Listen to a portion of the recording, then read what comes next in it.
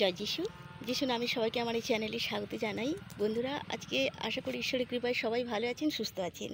আজকে ঈশ্বর আমাকে উপস্থিত করেছেন মতিলিখিত সুসমাচার 5-14, 15, 16 বলেছেন, তোমরা পৃথিবীর দীপ্তি পর্বতের ওপরে স্থিত নগর গুপ্ত থাকিতে পারে না। আর লোকে প্রদীপ জ্বালাইয়া কাঠার নিচে রাখে না, কিন্তু দীপাধারে রাখে, তাহা গৃহস্থিত সকল লোককে আলো দেয়। তদ্রূপ তোমাদের দীপ্তি মনুষ্যদের সাক্ষাতে উজ্জ্বল হোক, যেন তাহারা তোমাদের সৎক্রিয়া দেখিয়া তোমাদের স্বর্গস্থ পিতার গৌরব করে। জয় যিশু। ঈশ্বর বলেছেন, প্রভু যিশু আমাদের এই জগতে ছড়িয়ে যাওয়া সত্যের পথের আলোর সঙ্গে তুলনা করেছেন।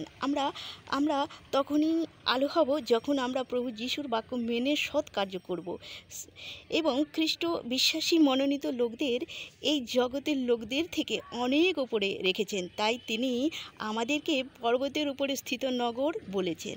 তাই তিনি বলেছেন, আমাদের সেই সত্য বাক্যের প্রদীপ এবং সৎকার্যের প্রদীপ জেলে আমরা কাঠার নিচে না রাখি, সেই আলোর প্রদীপ যেন আমরা রাখি খোলা জায়গায়, খোলা ঘরে, মানুষের সাক্ষাতে।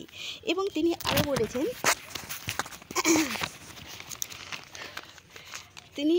বলেছেন, আমাদের সেই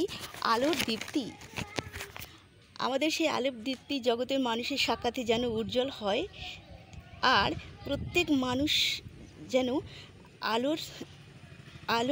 প্রত্যেক মানুষ যেন আলোকিত হয়, এবং আধারে থাকা প্রত্যেক মানুষ সেই সৌভাগ্যের আলোয় আলোকিত হয় ও তোমাদের সৎকার্য দেখে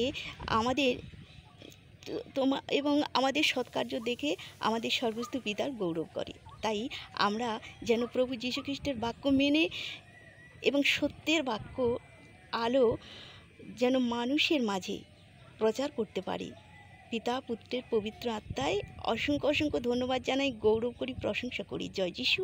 ভালো থাকবেন, সুস্থ থাকবেন। Amen, amen, amen.